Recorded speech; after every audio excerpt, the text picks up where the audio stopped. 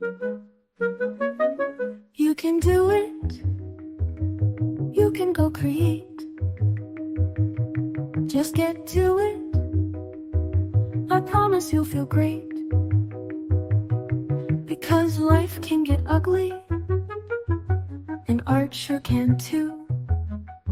What matters is to do it. Let those feelings flow through you.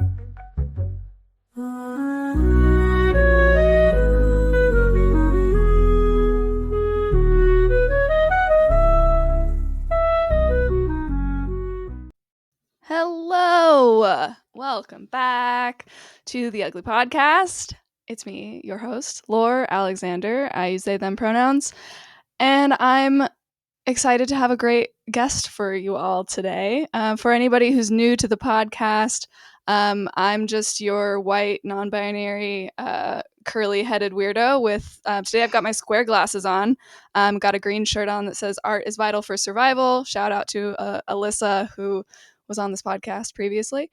And I think, actually, now that I'm thinking about it, I swear I wore this shirt the last time I recorded. Maybe it's just my uniform for the podcast now. I don't know. As I said, my guest today is a musician, educator, and a compost heap of ideas fueled by a deep interest in the more than human world. You might see her on stage with bands or solo projects or in their teaching studio, but it's just as likely to catch them among the unruly bottles of fermentation projects in the middle of a landlord unsanctioned lawn massacre, meadow planting project, or at Owen Beach, trying her hardest to breathe like a seal. Welcome. Would you please Thank you. would you please introduce yourself with your name, your pronouns, and a brief visual description? Thank you so much, Laura. It's so good to meet you here today. And yeah, my name is EJ Crocker. I use she, her, or they, them pronouns. I'm a white, non-binary trans femme at this point, sitting on top of my roof because my house is a little spicy today. And yeah, it's a beautiful day out here. I'm wearing a green hat with a red flower and my favorite shirt, which is like a kind of like tie-dyed clouds. Yeah, and I'm just glad to be here. Thank you for the brilliant introduction. Of course, I am curious. How does one breathe like a seal? Do you have to like close your nostrils like they do? I'm trying to figure it out. If anybody has answers, I feel like I've been getting a lot of inspiration recently from there's a book by Alexis Pauline Gumbs called Undrowned. And the tagline, the byline is like lessons on Black feminism from marine mammals. And there's this Ooh. chapter on breath that's just like, oh, as somebody who has like a few different breathing practices and sitting meditation, and I don't know, when I'm running, and it's just such a different approach to, I don't know, like thinking about breathing and storing and breathing and duration. And I'm just a little baby. I can't hold my head underwater for much more than like 30 seconds when it's cold. So I think that's mostly aspirational. Yeah, absolutely. I love it. I love it. Thank you so much for agreeing to come on today. We met through one of your bandmates, Jade Monroe, who I had on this podcast a couple months ago. And we just got to chatting after one of your shows, and you agreed to come hang out for a bit.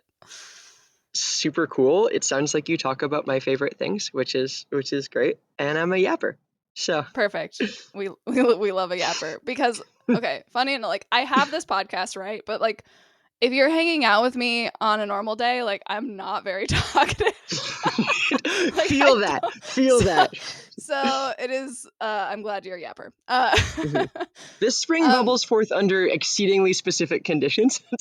Yes, it does. I remember the first time when I first started this podcast, and I was still in my straight married era. So I was still amongst all of my like straight friends who I've kind of like disconnected with since the divorce and whatnot. But when I first started the podcast, one of the guys that I was friends with was just like you don't talk. Like how are you going to have a podcast when you don't talk? And I'm just like, and this is, it's pretty clear why I'm not friends with those people anymore. But clearly I thrive here. This is my happy place. So I'd love to just dive in. I want to know about you and your relationship to your creativity. And I always like to pose this as kind of a silly question of if your relationship to creativity had a story arc or a relationship trope, what would it be? Oh, I love that. I love that idea of a relationship trope with that. I think I definitely have a story arc. And I remember it's so good to be on a podcast talking about like, ugly art. And about art kind of without, I feel like perfectionism is something that I'm really always kind of chafing at and bugging with. And I think for me, my story arc, I feel like I remember being a kid and having so many sounds Mm. and just loving the world of sounds and making so much noise and like sounds on everything, drumming on everything, singing to myself, singing to other people, just making sounds. Yeah. Um, and yeah, and I think for me, most of my creative journey is kind of starting off from that and in some ways trying to recover that. Mm.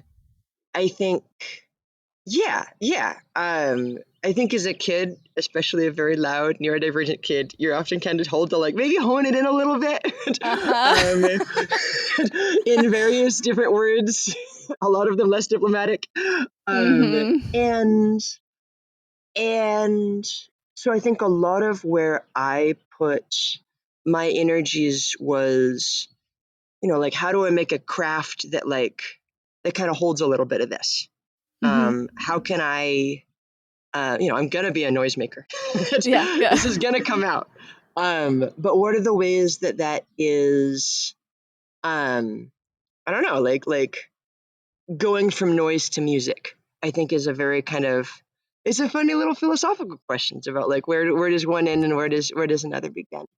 Yeah. Um, yeah, and I think like a lot about that and like, I have, I don't know, like I think about that like childlike freedom about art.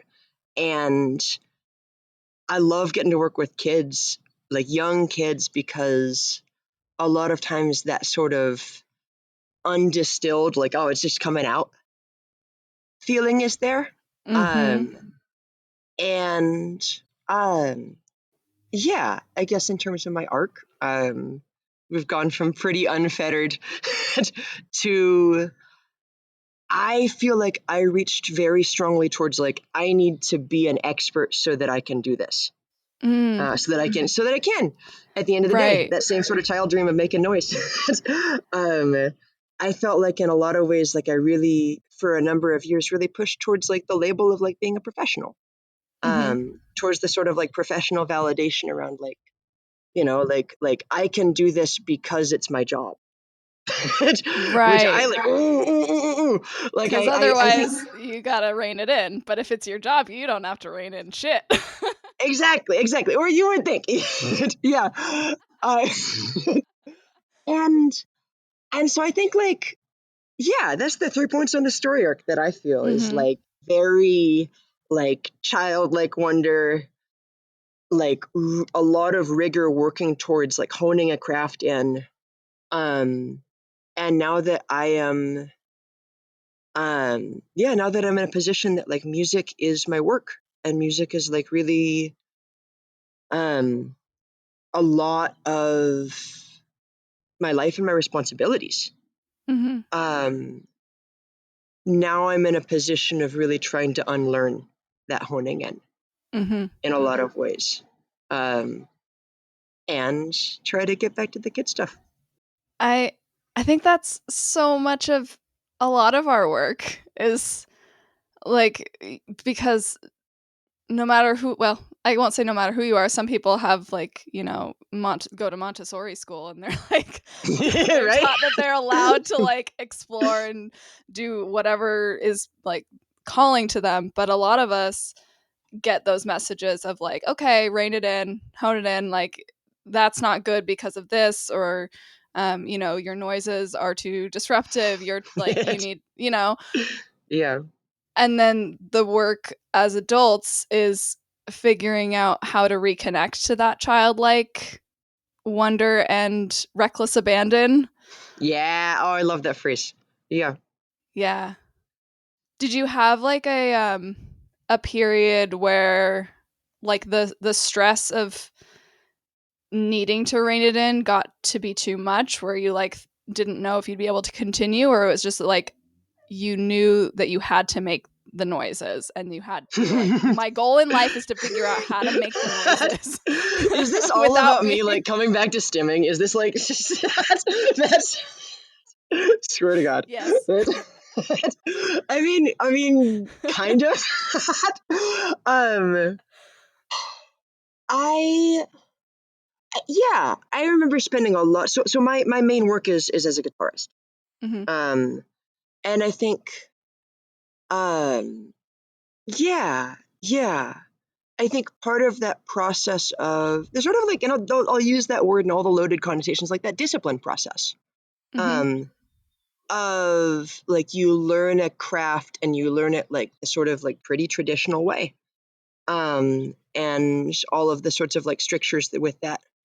I think, yeah, I think probably about 6 years into studying the guitar, it stopped feeling like that much of an outlet. Mm-hmm. And so I had to start looking for that outlet in other things. And other, because I kind of lost that sense of like reckless abandon, as you said. Mm-hmm. I love that phrase of just like that. I don't know. Can I cuss? Is that okay? Yeah.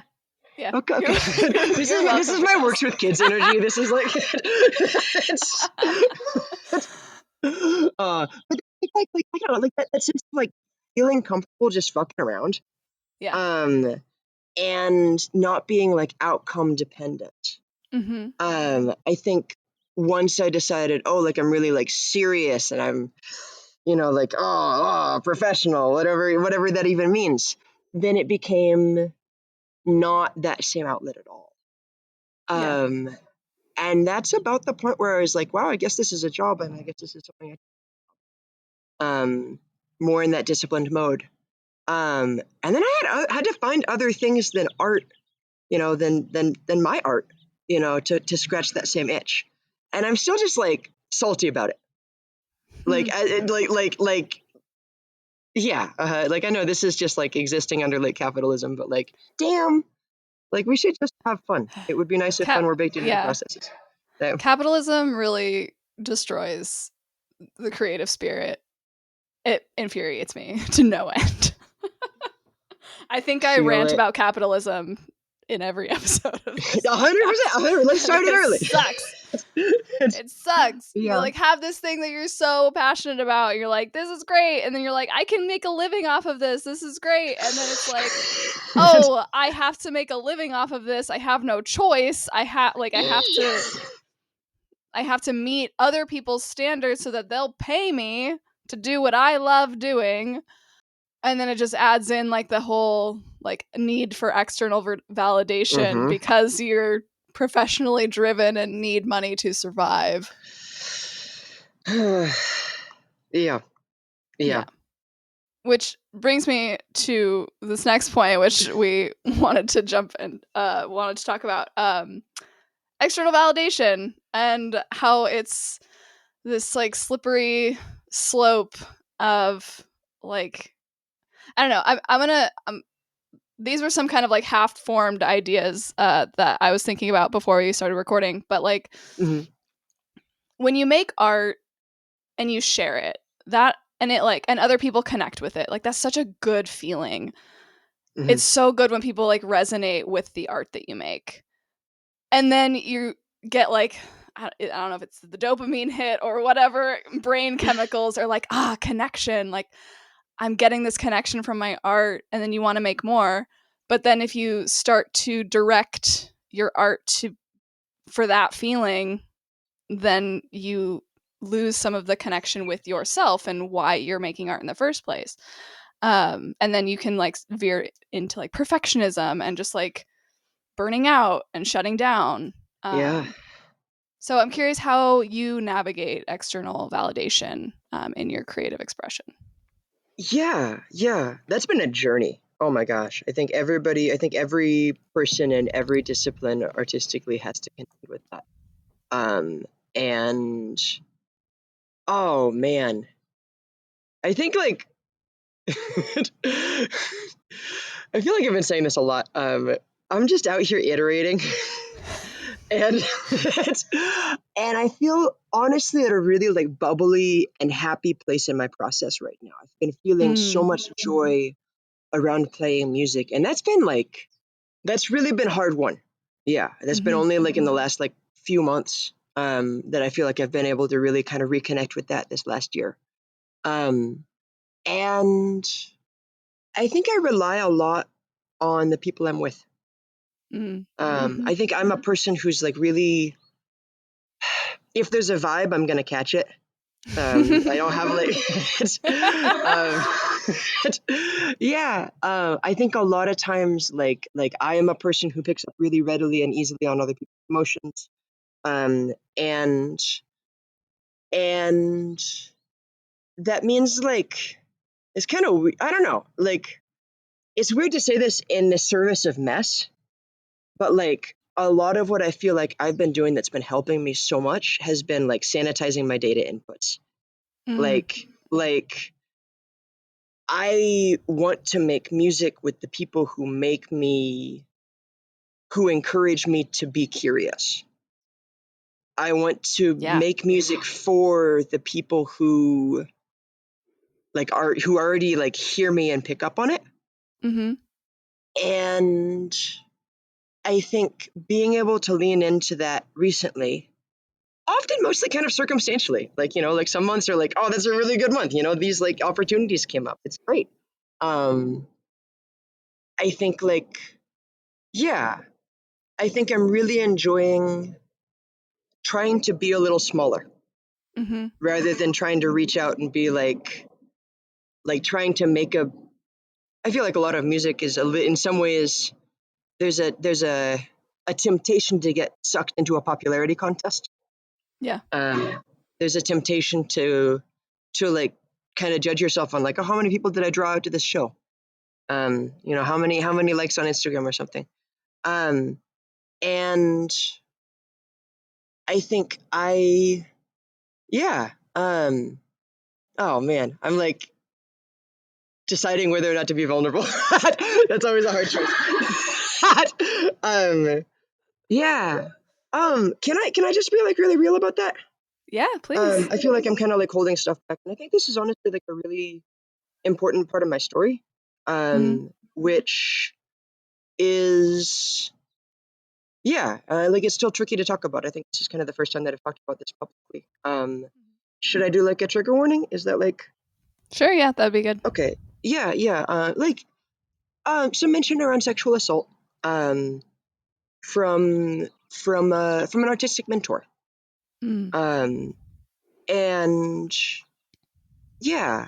Um, I don't want to go too deep into that, but I think that was really kind of a make or break point for me around external validation.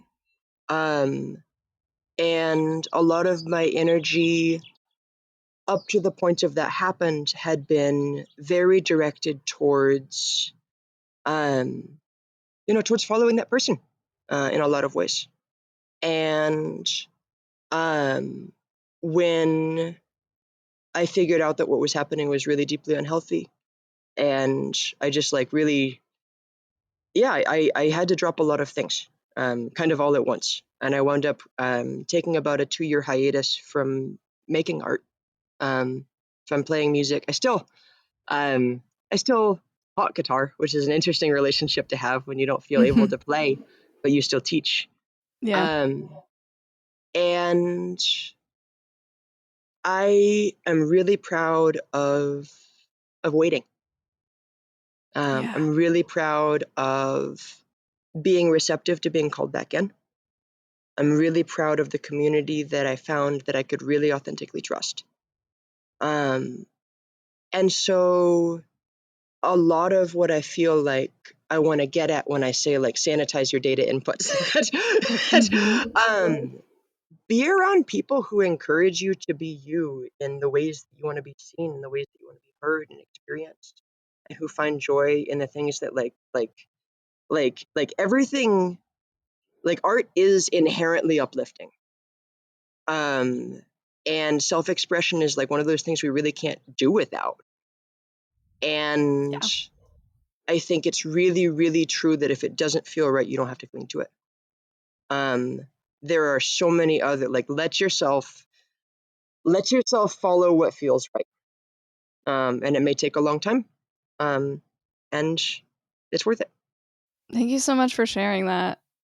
That ability to step away and listen to what you need is so, so important, and not forcing yourself to continue doing something that you know is continuing to either like trigger you, traumatize you, take you further away from yourself. Yeah. Can I share a little tidbit? Yes, please. I knew it was time to come back, and I knew it was time to play again, like really like authentically like lead towards that, and push towards that again. I I was in an airport, and I'm totally just the schmuck who brings like a guitar to the airport and plays in the airport terminal, because I Love it. and yeah, and I was on my way to. Oh man, we're just doing like all the hard stuff. I was on the way to the last time that I was going to see my granddad. Mm. And he was on his deathbed at that point, and I knew that like music is something that like marks time, and music is something that really like music and ceremony are so tightly linked. Music is what we have to negotiate the difficult moments, Hmm. right? And so I was like getting ready for that and like deciding what songs I wanted to play and just like playing them very gently in the airport. And a woman came up to me as we were boarding and said, I had a headache as I was coming down to the like to the terminal, and I sat down next to you and my headache went away. And I still Aw. think that's like the sweetest, like I don't know, just like no expectations praise that I think I've just ever had. Just that sense Mm. of like something in me that I put out helped to calm something in her. Yeah.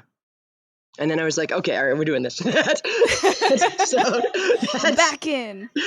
yeah. Well, it's like that felt so much like I'll get kind of woo. That felt like a request. That felt Mm. like what I had to offer was something that was of value, that was resonant. And it's funny because that was external validation. Right. Right? Yeah. But it was also this like sweet call in, and I also already, I don't know, like I was still like those songs were enough for me already, you know? Yeah. That's so beautiful. Thank So you. glad that you got the call to come back. I am too. I think about that a lot. There's a lot of little graces, I think, around really tough moments that I think like retrospectively, I'm so loath to like I don't know, like share any story about like, oh, and that's what made it all worth it. Like, um, but like, I think the opportunity that arose from the crisis Mm-hmm. was for me to really find my own relationship to an art that had begun to feel not like my own, and to a craft that had begun to feel not like my own. And I'm just really grateful to all of the external circumstances, to the people who held me, and to the people like to the coincidences that that drew me back. I still feel like it's just one of those. It feels like an accident that I am so grateful for every single day. Wow. I think I need to take a second. I'm sorry. I'm also. Like, oh. I should have warned you. I'm like, I'm gonna cry. It's No. but I love it. I'm so glad that you were willing to be that emotionally vulnerable here, because like I don't expect people to get that vulnerable here. Like I know we talk about like vulnerable things. Creativity like inherently gets in touch to something very deep in your core. And I think like that that's the piece that does bring us the connection, and like that's the piece that like whatever external validations find like those two like just like sparks and like one person allowing their spark to shine, like you playing your guitar in that airport, just like doing your thing, willing to be vulnerable and exist out in the world and be like, yeah, I'm going to shine my light however I want to shine it. And then having somebody else being like, yes, this is what I needed, was to see you in your light right now. And like, it's like the namaste, like the light in me sees the light within you. Like that's what yeah, creativity is. And like that is the piece of external validation, I think, that like is worth like being open to, not like seeking and like changing and contorting yourself to fit into some kind of box for, but Mhm. in being willing to do the scary things and like open yourself up to being vulnerable and open with your art to share with others. Like that's the piece of it that is absolutely worth it. Yeah. Oh, and I love this verbiage of opening. Because I really do. I don't know. I feel like so many of the people I love to read and love to talk to have like different language around it. Around like one of my friends is like, "Oh, I got a transmission," of like something comes in, right? Yeah. And yeah, and I think a lot of what vulnerability is like it is more than you that holds the process. You set the conditions for the process. You open to the process. Um, but you let it be ugly. You let the space have air. Mm-hmm. I like that. You let the space have air. I like that a lot. Pat yourself on the back for Thank you that for one. holding all that. I appreciate it. I had no idea if I'd talk about all that. So thank you for making a space where I felt really comfortable. Um, Mm, I'm honored that you felt so comfortable. So thank you for sharing. So now that you're back in your creative practice, you're back making music. What are your practices? Excuse me. What are your practices that help your creative engine stay fueled? oh hell yeah. um, yeah. Um, I think a lot of. Oh man. I'll just talk. I'm just gonna talk. I'm like, should I edit this down? No, I'm Dive just in. gonna talk. Yeah. Brain wise. I am a person who can very readily slip into modes of like very black and white thinking. And very like I'm really good with a lot of rigid structure. I'm really like I thought I was gonna be an engineer. This sort of frame is something that like over the course of many years of learning and self-discovery, I have realized that that is a seduction in a direction that I don't want. Mm. And a lot of what I'm trying to do in every aspect of my life right now is really like, how do I cultivate intuition? Um, and oh man, that shit like that takes me so many places, and it makes me really happy. I Um, love that. I I think the biggest thing right now for me is sensory wise. I feel like I'm really learning to like literally just trust my nose Mm. um in a way that like like tangent I think really like kind of parallels transition gender wise. I think a lot of trans femmes notice that like their sense of smell gets more acute after like Oh, taking interesting. estrogen, which is like such a strange like biological quirk. Like I love that. um That's so cool. I didn't know that. And I think I'm somebody who I'm really like smell interested. And so a lot of that is like cooking related for me. A lot of that is fermentation related for me. I do a lot with like making pickles, kombucha, sourdough, and a sense of like being Love a able to sourdough. smell. Yeah. Oh my God, it's my favorite. Being able to smell and have my nose know, but not in a way that like adheres to Cartesian logic. Is something that like like my body just like knows things, and so I'll lean into that.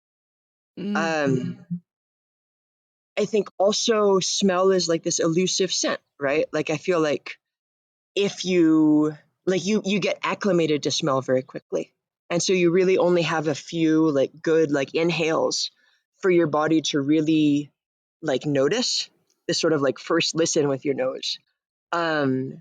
And that's been such a like leaning into that and just really diving into sensitivity with that has been so straight up like goofy. um, like I always want to like double check with myself if I feel like I'm sounding too serious about this, but it's just goofy. It's like this total like first thought best thought relationship about Yeah. like engaging with the world and like how do I read this. It's just like okay. And I don't know, it's been wild. I've like found mushrooms by smelling mushrooms and following my nose. I've like I I found Sorry, I had to I scream for a second. yeah. I'm like it's this crazy like it's like again like so affirming. Gender wise, I'm like it's working. It's nuts. And it's really like a great way for me to just like get out of my head about like if I try to logic it out, it's gone. I don't have time for that. Yeah. Yeah. So that's one practice. I love this. I love a lot of things about this. Like finding practices that like sharpen your intuition, I think is one of the most valuable things we can do. Like especially so I grew up super religious, and religion tends to take us far away from our intuition. Yeah. And so it has taken so long for me to finally come back into my sense of intuition and like trusting my intuition. And so I love this idea of making it like turning it into a creative practice, into a goofy practice, into a scavenger hunt practice of finding fucking mushrooms. Like incredible. All of that. Just like the practice of like trusting your senses, trusting your body, trusting your interpretation of what's going on is all incredible and lovely. And also, I like that there's the focus and the emphasis on the goofiness, because like sometimes our first thought, our best thought is real dumb, like in the best sense So of just like fucking dumb. what why did I just think that? I don't know, but whatever, that's what's out in the world. 100%. 100%. I think my one thing that like I will advise, this is like both for myself and for anybody else. If first thought best thought is put it in your mouth, then maybe another thought is like I've had to learn that lesson a few times. It's like that's Those are the kids that ate glue in class. Just like, what is this? that was me 100%. Pace squad for life. Like that's like Play-Doh, put it in there. Crayons, exactly. nom on it. Mistake. You do not make the Play-Doh mistake more than once. You do not like. I may have made the Play-Doh mistake multiple times. I liked the taste of it. I don't know. Just, oh man, it was salty and weird. it's so salty. It's just like a little snack throughout your day. I don't know. Just me flashbacking to eating a lot of Play-Doh. Oh my god. Hell yeah. No judgment. Never any judgment. Oh. Amazing. I need to So drink yeah, some that's water. my practice, is like kind of just being a clown. That's one of them. Yeah, yeah, and it means the world to me. It's just been a lot of fun. Incredible. I guess actually, I want to say one more thing. Yeah, please. And I want to say this as a person who has stopped and started meditating so many times, and as a person who has like stopped and started running so many times, and so many like there's so much like self-help adjacent things that are like just do the thing, and you're gonna live a better life. Do the thing, and find the thing that like you do because you like to do it. And then you'll like actually do the thing. Like I'm sure it's like Yeah. basic logic, but like, oh my god, like if a practice has to be right sized. Absolutely. Yeah. Absolutely. I mean, the number of times I've tried to get into running or get into like working out with like weightlifting or just going to a Hmm. gym, I hate running. I hate going to a gym. Like Hmm. the only way that I'm going to get myself to actually move my body is if I'm doing something I enjoy.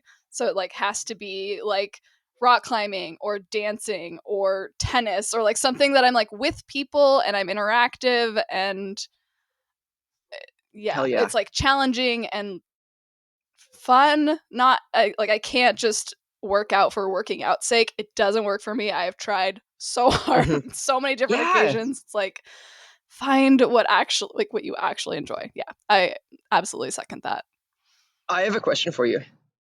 And this is Yes. like for me, I'm like, is like the emphasis on do the thing that's not intrinsically rewarding because it may like is that also perfectionism culture?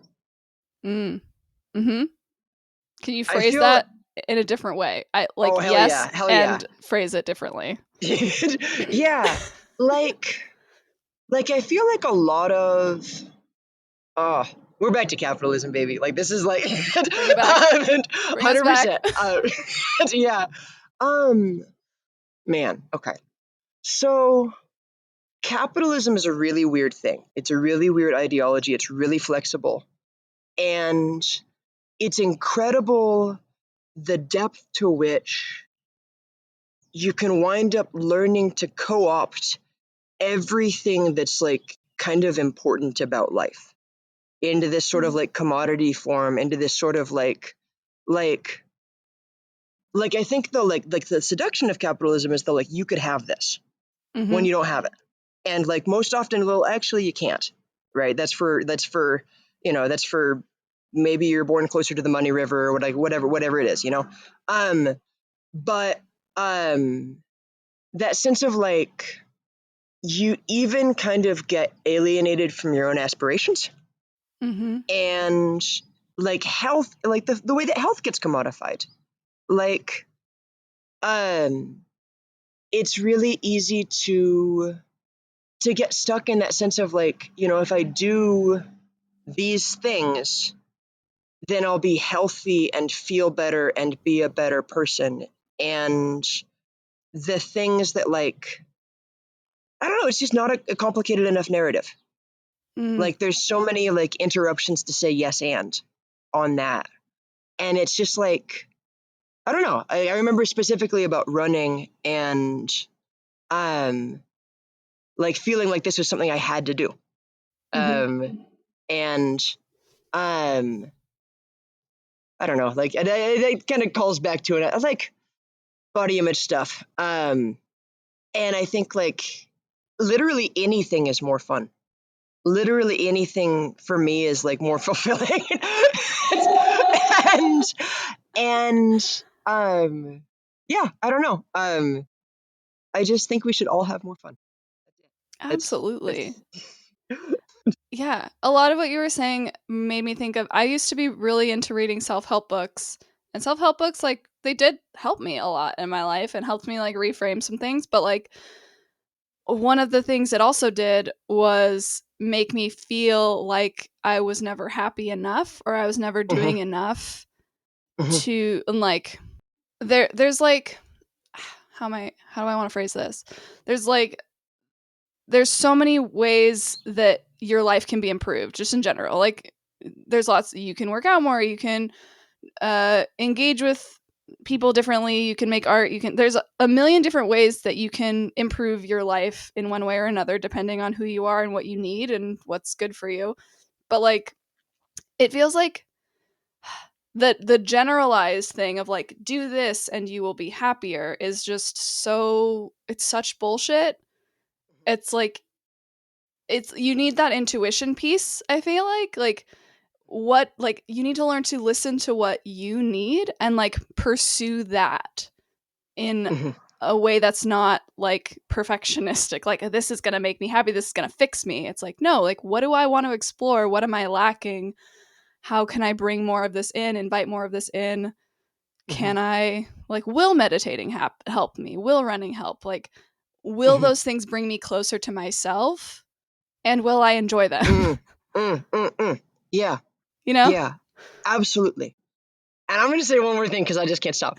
go for it. Bring you closer to yours. Absolutely. Oh, hell yeah. And it's like you're widening that space. I love that. And then also, so much of the and this is again I really appreciate the nudge that like, yeah, like some self-help books really helpful. Like Mm-hmm. I've learned a lot. But a lot of the times ways that things are phrased, it puts things into individual effort Yes. where it's this I problem instead of it's this I labor. Mm-hmm. And what it can be, if you find the right people, is a we I feel like I hear labor and maybe I hear effort or like shared sweat. Like when I'm doing, I don't know, like I can, yeah, like I can be just as active doing an activity I love with my friends, Mm-hmm. something that brings me that, and it's not something that I don't feel like I'm working out. That's, Right. you know, that's, yeah, it's just like, it's the same thing but less alienated.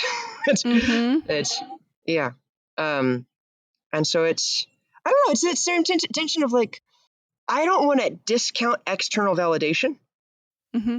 because the external is like it's just a part of who we are. We are like nodes in a web. We are parts of communities, and I think the practices we choose should open us deeper to ourselves and ideally, hopefully, help us find people who are similarly fulfilled. Um, yeah, I want to edit out that should. Fuck, I should. But that's yeah, yeah. Um, Fuck the should, but maintain the sentiment. exactly. Yeah, I'm like not prescriptive, but you know. Yes. Yeah. Yeah. No, I love it. I love that brought it back to like, yeah, the community and the people that we're surrounding ourselves with that bring us joy in life. Like the individualistic culture of the United States, and a lot of the Western world is. I think we're really seeing the damage that it's doing, like becoming so much more in your face, because of where it's brought us to. Um, so that I think that's especially for people who are feeling like really lonely and frustrated right now and like don't know what to do in the world, like Yeah. finding those people who are on the same page and like shedding some of that individualistic Yeah. Oh, shedding stuff is a great is. verb for that. Yeah. Mhm. Yeah, that's the work right now, and it's hard. Yeah. Like finding community is so hard. I'm struggling with that so much hmm right now. So validating anybody who's like, I don't know how to find community. Me fucking neither. Feel it. Feel it. Yeah. It's Yeah. Yeah. hard. Oh my gosh. Yeah. Yeah. Yeah. Shedding just made me. I'm just gonna follow a thought train. I'm so sorry. You have No, questions. I'm you're just doing. bobbing. I had like 3 questions. We already asked them. Like, go off. Hell yeah. I think when you said shedding, it made me wonder about like what does it feel like to be an insect or like a reptile when it's time to molt, Mm-hmm. right? Like, do you just have this sense of like it's too small? Do you have a sense of like confinedness? Do you have a sense of like, yeah. And I think maybe like, I don't know. It must be nice to kind of come preloaded with like genetic instructions about like, oh, like when I need to like peel my skin off, it's time. And this is how to do it, you know? Yes. um, but I think like maybe the poetic direction that I want to go in that is like, I don't think anybody knows what that next molt is going to look like. I think as you are peeling that off, as you're like, wow, this is really visceral imagery. um, I think there's this like that sense of not knowing when anything is going to arrive. That sense of like not being sure what the next thing is, or like where to find community, where to find like what is that next part of opening up. I think that uncertainty is so true to growth. And that's one of Yeah. the hardest things about like shedding ideology. That's one of the hardest things about like opening up to yourself more, is that you don't know what's going to happen. You don't know where you're going to find it. You don't know whether you're going to get an answer. You just know like, ooh, Itchy, gotta get this off. Yeah. And off is not safe. No. Off is scary as hell. Yeah.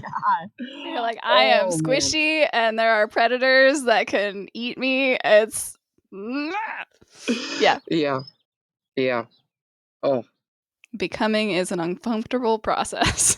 Yeah. Oh, man. Yeah. One of my favorite poems as a kid, I grew up in Denver, and there's a really dedicated slam poetry scene. And as a kiddo, as like, you know, like a didn't quite know exactly what flavor or, you know, direction of gay I was. Didn't quite know exactly like what brain I had, you know. Yeah. I felt so lucky to have gotten to meet Andrea. Oh, amazing. Oh, I love Yeah, Andrea Gibson. yeah. Oh. And just what you said there reminds me. There's a line in one of their poems of, oh, it's been so long since I've been back to this, but it just made me think so much of this, of a conversation with the sun, and the sun saying it hurts to become. And man, I'm just so glad to have been held by those words early, I think, Mm-hmm. and to have gotten to see them perform at the Mercury Cafe, which just got sold off. Salty. But yeah, Fucking capitalism. yeah. I mean, it's gonna be like a lesbian bar, so I'm like, like, I guess that's like, I'm more Maybe okay with that. that's less so a critique of capitalism, more so just a sadness of like things come to an end and things, Yeah. yeah. Yeah. Yeah. Yeah. Well, usually I take some time to make some art with people, but we were just chatting too much and we don't really have time.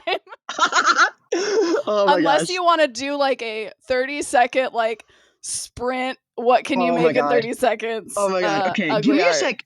I'm so game for that. I'm also so on a roof right now. So,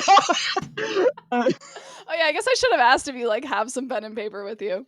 I have everything I need. I came prepared. Oh, you did? I'm Okay. also just on a roof, so it's gonna be a balancing act. Gotcha. Okay. This has been so good and so silly. This just really made me feel. I feel really good. Good. I'm so glad. I have also really enjoyed this. It's great. Okay, how am I gonna do this? I'm gonna put this. Oh, that's gonna slide. Will it sit on the chair? I think it will. I think it will. Yeah. That's just as a public safety announcement. If you don't have experience being on slidey surfaces, make sure that you have 3 points of contact at all times. That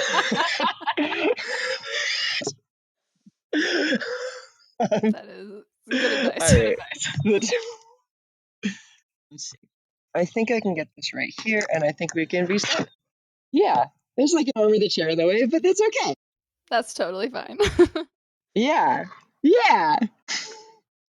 All right, let's do do you want like a prompt or do you want to just go? Oh, wow. 30 seconds? Yeah. Whoa. I want to just go. Okay, great. Yeah. Ready? Are you keeping Go. time? All Yeah, right. I'm Oh, gonna hell keep yeah. time. Go. Usually I ask questions during this time, but I think 30 seconds, I gotta focus on what the hell I'm making. I'm like not focusing at all. Like, you do you. That's. Fine, you be the interviewer. Oh, no.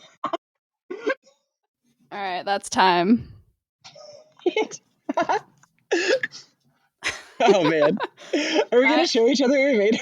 Yeah, we're showing each other, and then I'll ask you to send me a picture because I like to share them when I post the announcement and stuff on social media. So This is so goofy.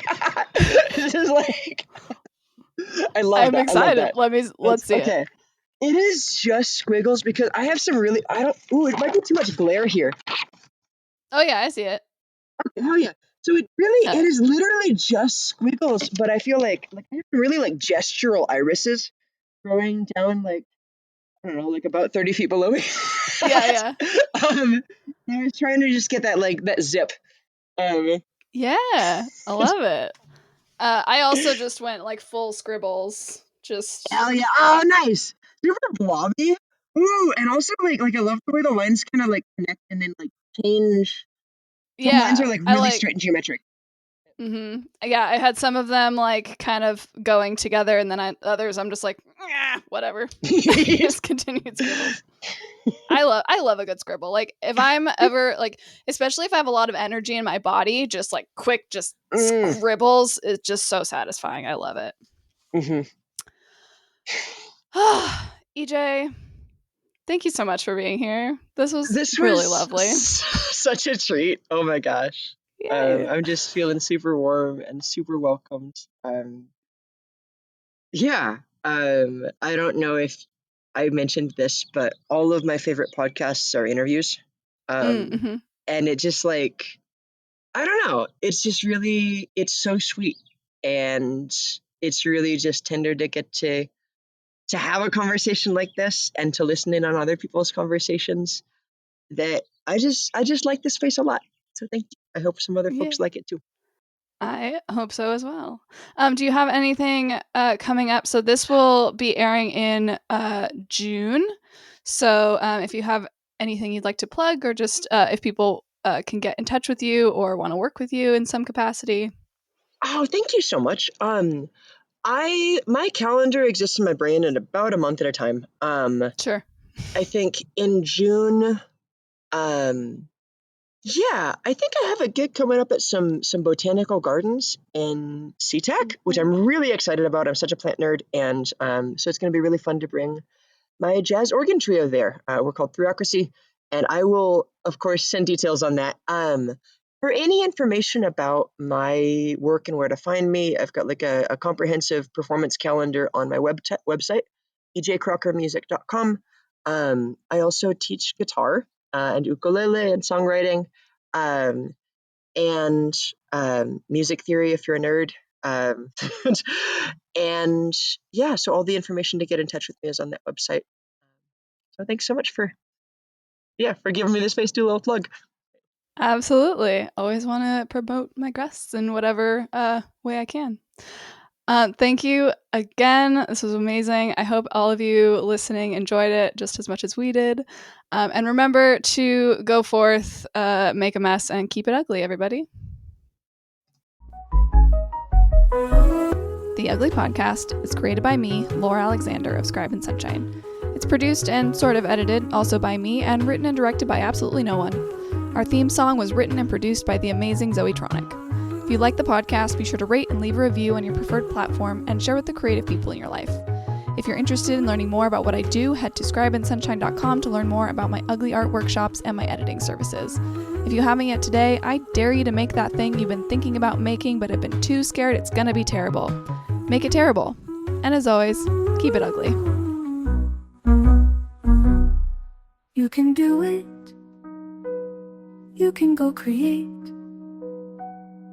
Just get to it. I promise you'll feel great.